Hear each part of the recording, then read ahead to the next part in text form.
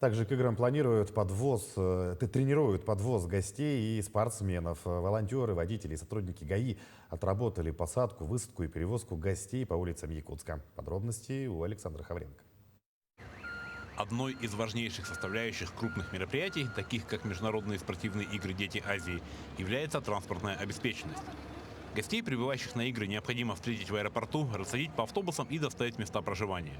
Чтобы этот процесс прошел без заминок, в Якутске устроили учения по встречам и проводам гостей. Мы собрали более 150 волонтеров для имитации наших спортивных делегаций, которые примут участие на спортивных играх «Дети Азии», для того, чтобы наши волонтеры смогли хорошо реагировать на всякие непредусмотренные случаи. Особое внимание на сегодняшнем мероприятии уделяется безопасности, чтобы наши волонтеры знали, как реагировать на экстренные ситуации, чтобы они в целом были готовы принять уже настоящие спортивные делегации.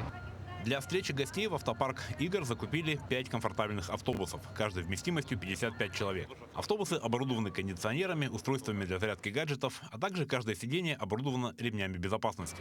Управлять автобусами будут проверенные водители с большим стажем. Посчастливилось попасть, отбор пройти на водителя «Дети Азии». Мне придется повозить детей, наших любимых детей. И я счастлив, я рад, что я буду работать на «Дети Азии», на этом новеньком автобусе. Новый автобус, он, конечно, хороший. Самая хорошая машина – это новая машина. И я могу сказать, что новые китайские машины, сейчас не то, что раньше как китайские плохие были, а сейчас они уже хорошие, отвечают по всем требованиям, по безопасности. И подобные мероприятия показывают, что Якутия, как принимающая страна, заботится о том, чтобы пребывание гостей в нашей республике было комфортным, удобным и безопасным. Александр Хавренко, Нергун Старостин, Якутск.